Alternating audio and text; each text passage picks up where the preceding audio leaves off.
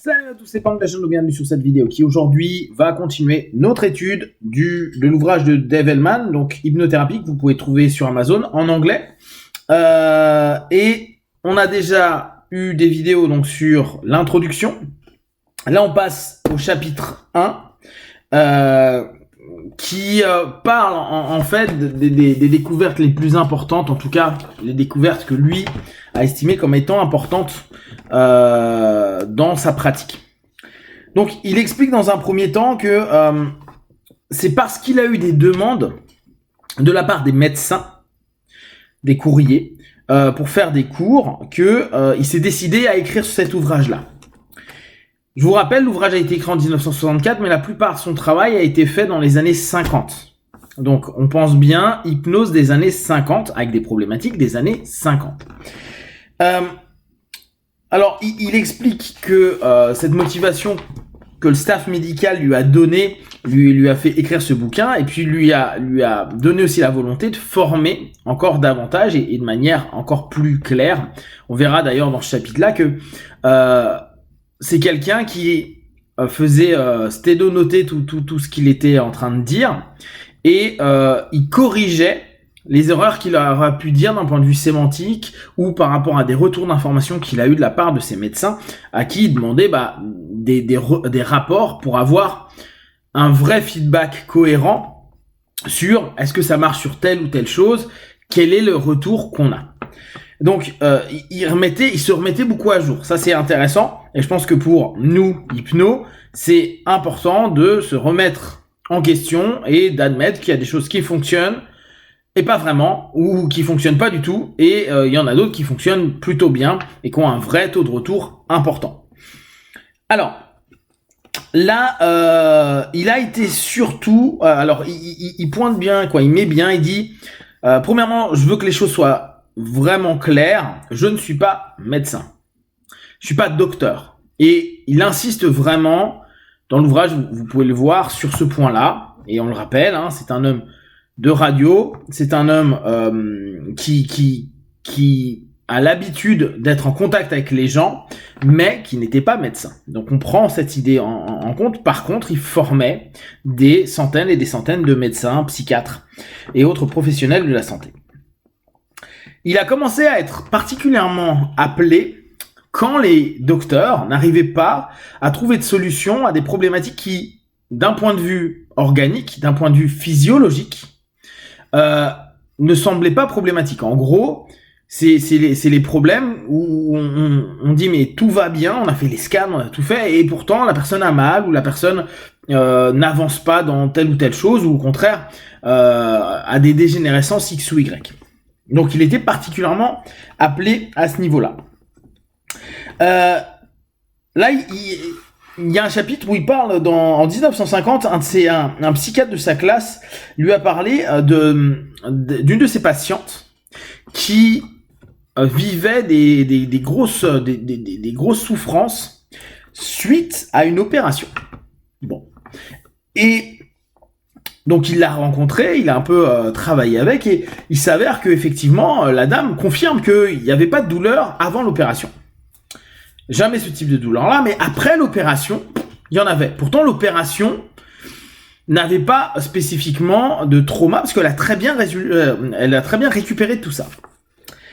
Et donc, ce qui a été intéressant, et là, c'est pour nous, hein, on le garde vraiment en tête, et surtout pour ceux qui ont écouté ce matin ma vidéo pour préparer si on va en opération ou si on va suivre un traitement médical un peu lourd. Il y a plein d'éléments à prendre en compte, notamment l'anesthésie, la phase d'anesthésie générale. Et justement, ce chapitre traite de ça, où il dit, en gros, elle avait des douleurs, le médecin comprend pas pourquoi, parce que tout va bien d'un point de vue physio, et pour autant, elle fait que souffrir.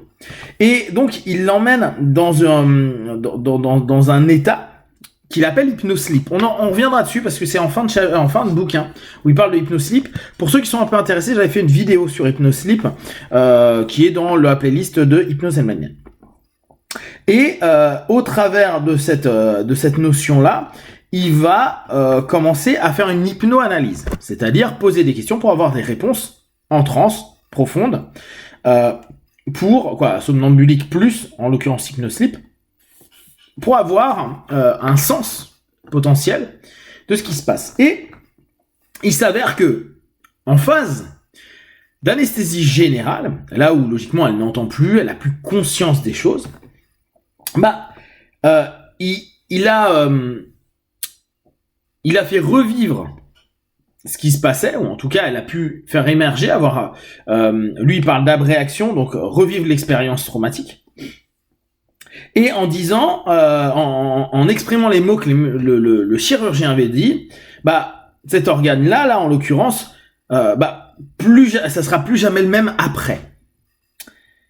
Et ça s'est inséré, ça a été sélectionné par son subconscient, et ça a donné le fait que elle estimait, je pense que ça voulait dire que je ne serais plus jamais une femme en bonne santé, une femme bien, après cette opération. C'est le lien de cause à effet qu'elle a créé au travers de ce qui a été dit pendant cette dite opération. Donc, il travaille dessus, en suggestion très simple, en expliquant que le médecin n'a pas voulu dire ça du tout, que ça a été une mécompréhension et une mauvaise formulation.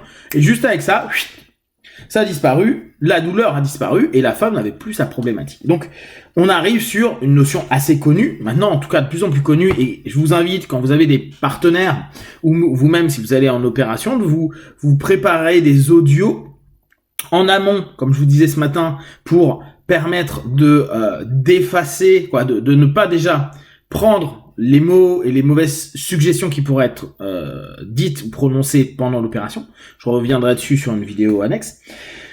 Et en post, ça peut être bien aussi pour vous dire, ok, je nettoie, et s'il y a eu des choses qui ont été dites et qui ne vont pas dans mon sens de guérison, de bien-être, de mieux-être, etc., je les vire.